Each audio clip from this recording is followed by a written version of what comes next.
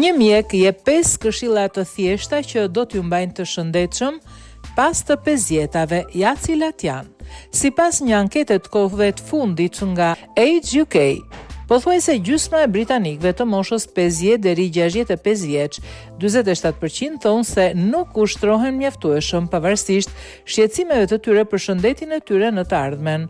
Për më tepër, 22% thanë se shëndeti i dobët i pengonte të ushtroheshin, ndërsa 19% thanë se ndiheshin shumë të papërshtatshëm për të filluar. Edhe pse të dhënat vijnë nga Britania, realiteti nuk është shumë i ndryshëm në vendet e tjera. Presioni i jetës përditshme, një mënyrë jetese sedentare dhe mungesa e kohës ose humorit i mbajnë shumë njerëz të ndenjur fjalë për fjalë. Në këtë kontekst, Age UK lançoi fushatën Vepro tani.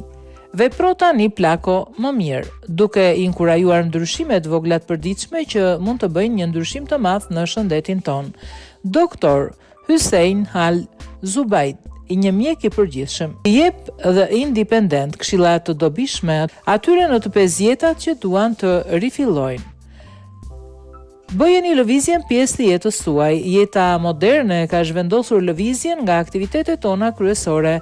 Nga larja e rrobave deri tek lëvizja pothuajse gjithçka është automatizuar. Kjo është arsyeja pse, siç sugjeron doktor Al Zubaid, hapi parë është të riintegroni lëvizjen në jetën tuaj të përditshme. Dilni jashtë, idealisht në gjelbërim. Një studim i vjetër ka treguar se vetëm 500 hapa shtesë në ditë ulin rrezikun kardiovaskular me 7%.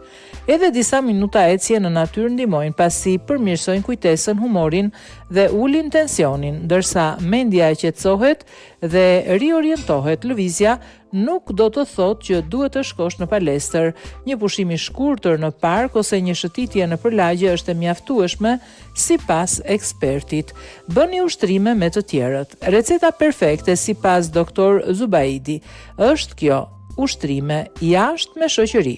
Kur kombinoni natyrën, aktivitetin fizik dhe kontaktin shoqëror, përmirësoni shëndetin tuaj fizik dhe mendor në shumë mënyra njëkohësisht, shpjegon ai. Përgatitni trupin tuaj përpara se filloni një aktivitet të ri. Nëse doni të filloni një lloj të ri ushtrimi pas moshës 40 vjeç, bëjeni siç duhet, mos u nxitoni, por filloni së pari me forcimin dhe fleksibilitetin dhe përparoni gradualisht duke dëgjuar trupin tuaj.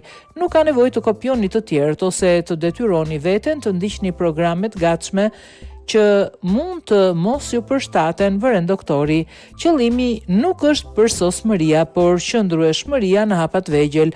Nëse filloni ta shihni ushtrimin si diçka të integruar në jetën tuaj të përditshme dhe jo si diçka të jashtme, do të jetë më e lehtë ta ruani atë dhe të përfitoni prej tij me kalimin e kohës, siç përfundon në mënyrë karakteristike mjeku.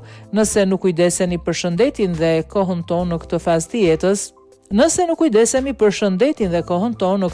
jetës, do të arrijmë në një moshë ku nuk do të mund ta rifitojmë dot.